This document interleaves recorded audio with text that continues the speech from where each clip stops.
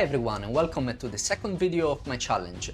In this challenge basically I'm trying to beat the game without ever pulling any shard, and I just wanted to give you a little bit of a feeling. So now I'm currently level 41 and as you can see I have already accumulated 964 mystery shards plus of course ancient, void, primal and sacred shards. So this is just to give you a little bit of a perspective of how difficult it can be to, for example, leveling up champions without ever pulling any shards.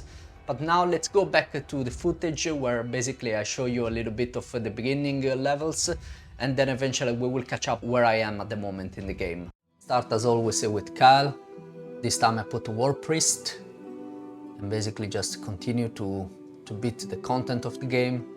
As you can see, it's already quite challenging because here there are a lot of force champions which are just literally obliterating my Kyle, and that's why now I have started to put a little bit more level in my gears, and that also proves the point that with this gear you should just level them up immediately. There is absolutely no point to not level them up because you will need them in the challenge, especially in the beginning. You have not so much gear, and this one that are 5-star gear, it's basically gonna stay with you for a while, especially because they are lifesteal, which is great for the beginning. And now it's already much easier to, of course, beat these guys. So going to stage 2, and yeah, it's still quite challenging because in the end there are a lot of force affinity. As you can see, they have this unkillable buff, and this unkillable buff, it's a problem because eventually they get to 0 level of HP, but they still hit you, and you cannot basically heal anything with the lifesteal because they have no more HP to give you with the lifesteal. That's quite a problem. But in the end, now that I have leveled up the gear, it's much easier. These bombs can be quite troublesome because in the end they do a lot of damage in the beginning, but this is still not a big problem. So smashing all the content now, once again. And now basically we go almost to the boss, and that is gonna prove to be a little bit more challenging. Not these stages anymore. Here once again the unkillable, that is also gonna slow us down a little bit. Here is the boss. So the first 2 waves are not a problem. You see that these dogs, for example, they do a lot of damage, and in the end they kill me immediately. So that just shows that there is the need for more leveling, there is the need for more gear. Even this one that are just a 3-star epic gear, just because I need my champions to stay alive, and I need her, for example, to get a little bit more HP so that she can do a little bit of healing to Kyle. And here I'm starting to use all my silvers, so that was quite unfortunate. It took quite a lot of my silver, but here I get a little bit more goodies. Those are gonna help. The magic potions, definitely they are gonna help. I keep the energy for later because I have already quite a lot of it, taking a little bit of these challenges that are essentially done by themselves. And now basically I started to do this challenge here because first of all I need to do it to beat all the content of the game, but also because I need the potions. So the potions are needed for getting 3-star ascensions on my Kyle, and this 3-star ascension in general, they are very important because they open your skill sets for many champions. Not all, but the vast majority of your champions at the level 3 of ascension, they grant a better skill for the A3 most of the time. That's why it's very important to do 3-star ascension.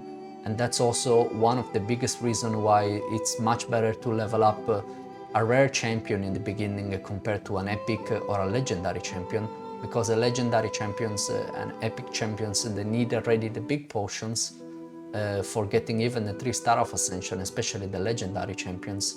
And that is going to be quite difficult to get in the beginning because in the lower stages they don't provide big potions.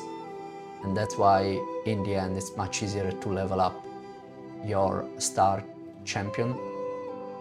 So that is also because of the rare book, of course.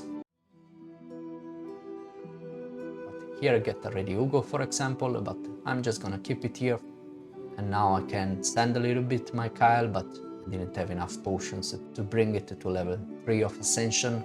Here I get some more goodies for this apprentice challenge.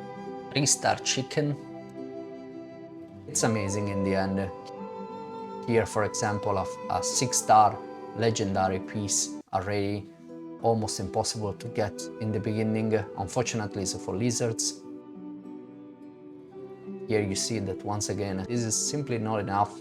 I need to bring still more leveling up to get the job done, wasting a lot of my energy for trying to beat the game in this way, and honestly I just needed to level up my champions a little bit more. Now back to the market. I'm trying to not buy all the champions that I see in the market, at least the one that are more expensive. Here I would love to get these starters, but you will see that in the end I just started the game a little bit too late. Once again here I get smashed by this boss. Then eventually I decided to go a little bit more with levels, but also to take manual control, because this counter attack buff that he has, that's the biggest problem. I was just smashing the big boss and then losing. Fortunately now this is done. And now basically I continue to do a little bit of these dungeon challenges, because in this way I can continue to level up my champions. And as you can see, the campaign, it gets increasingly high in difficulty, and you need at least to get a 4-star champion for continuing the challenge. And there is no point to rush, because there is enough content to beat either way. So that's why now I go and I start with the hardest, let's say, boss in terms of time and duration of these fights. That is because it's force, and now I'm just using Kyle, and I get a lot of weak hit, and getting a lot of weak hit, of course I get less poison, and that's why it's gonna take a little bit longer than the other bosses. But I mean, these are just the early stages, of course, but eventually it's gonna get harder and harder.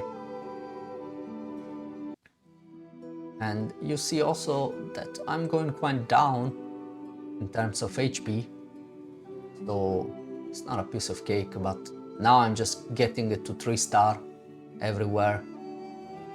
This one, it's much easier to beat at the moment because there are no weaker affinity. Of course, the boss itself, it has block damage, so that is a little bit more problematic with higher stages, but now I'm just getting there.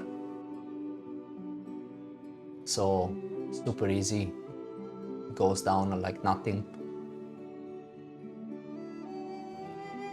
And then Spirit. This also proves how much content there is in the end in this game. I mean, you can do, if you consider every single stage of every single boss, then you can have a lot of small achievements and still feeling rewarded in the beginning. So that's what I love about the new accounts, that there is so much to do in the game, while once you get on a high level and you have beaten essentially all the content, the game becomes a little bit more repetitive. So that's what I love about these new accounts, and especially this one with this challenge, that is just gonna slow down a lot the early game, because I don't have the possibility to level up champions so easily without food, and that is just gonna increase in the end the fun. So this is how I see it in the end. Of course, this is not the most efficient way to run an account, so if you wanted to get very high level very fast and beat as much content as you possibly can while being efficient, then this is definitely not the way. and there are other problems like maybe clan pressure in the future. So that's it for this video. I hope that you had fun watching it, and I see you for the next one.